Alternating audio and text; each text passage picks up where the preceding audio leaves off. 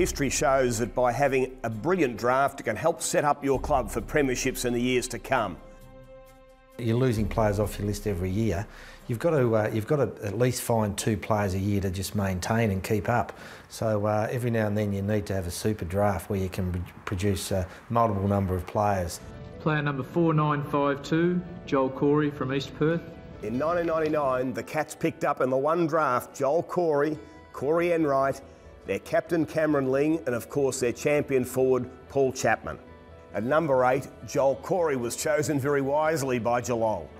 Cory had been an All-Australian at under-18 level and certainly achieved those honours as an AFL player, racking up now 3 premierships and over 200 games with the Cats. At choice 31, Paul Chapman was taken by the Cats. Chapman from the Calder Cannons in the TAC Cup had been a dynamic small midfielder in the TAC Cup, but went on to win a Norm Smith medal in a premiership year with the Cats. Overlooked the previous year in the draft, Cameron Ling was taken at choice 38 by the Cats. Ling was a tall forward in the TAC Cup and kicked a lot of goals at under 18 and under 16 level for Vic Country. He went on to be one of the great midfielders, run with players in the AFL and a triple premiership player. At pick 47, the Cats chose Corey Enright. Enright hadn't been seen in the National Championships. He's a boy from country South Australia that was a surprise selection, having not been seen at a national level. He's gone on to be one of the great half-backs of the game, a dual All-Australian and an absolute key player in their triple premiership era. In that great draft of 2001, the Cats also picked up 4 players that had a critical role in their successful era. At choice 8 in 2001, the Cats went for a local player from the Geelong Falcons in Jimmy Bartel. Bartel had been a back-to-back All-Australian at under-18 level and were surprised to see that he is still there at choice 8. He's gone on to be one of the great stars of the AFL and the Cats, a Brownlow medalist and a triple premiership player. At choice 17, the Cats chose James Kelly, a youngster from the Calder Cannons. Kelly, a midfielder who'd starred for the Cannons through the TAC Cup, has been one of their great players over the last decade. At choice 24, the Cats picked up the mercurial Stevie Johnson, the youngster from the Murray Bushrangers. Johnson also had been an All-Australian at the underage level, had the performance on the board, and has gone on to be one of their great goal kickers and also a Norm Smith medalist in a premiership year. At pick 40 in 2001, the Cats picked up Gary Ablett Jr. And this was probably the draft that decided the father-son rule would need to be changed. He's ended up one of the great players of the game, following the footsteps of his father that was one of the great players of the modern era in Gary Ablett Sr. Ablett, of course, now traded to the Gold Coast, has continued on his great career with the Gold Coast Suns.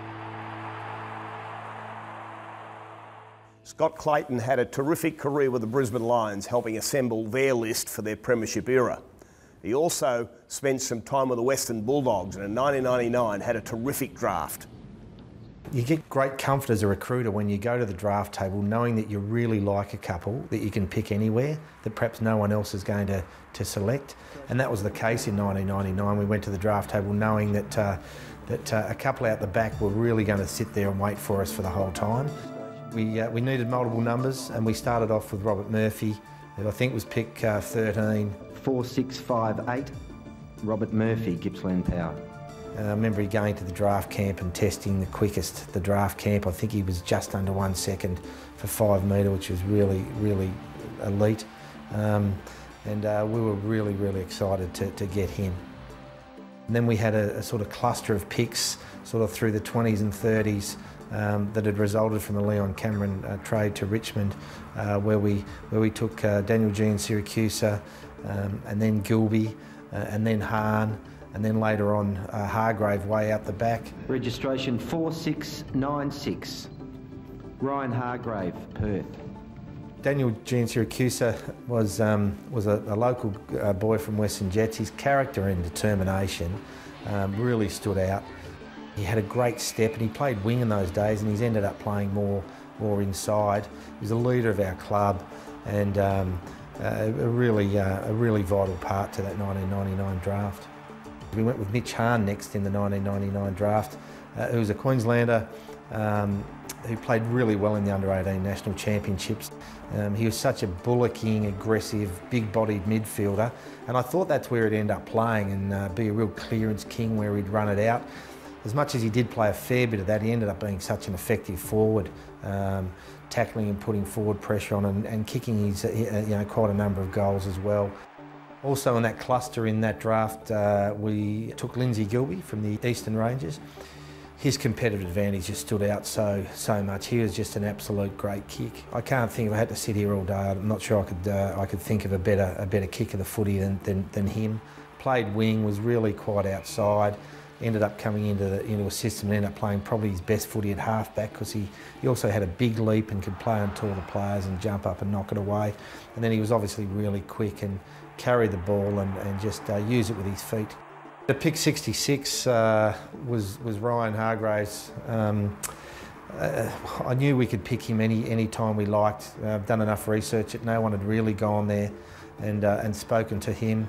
I went over to WA just before the draft and tested him, and he ran quicker over 20 for us in a private test than Robert Murphy had at the draft camp, and I thought, wow, we've got a player here.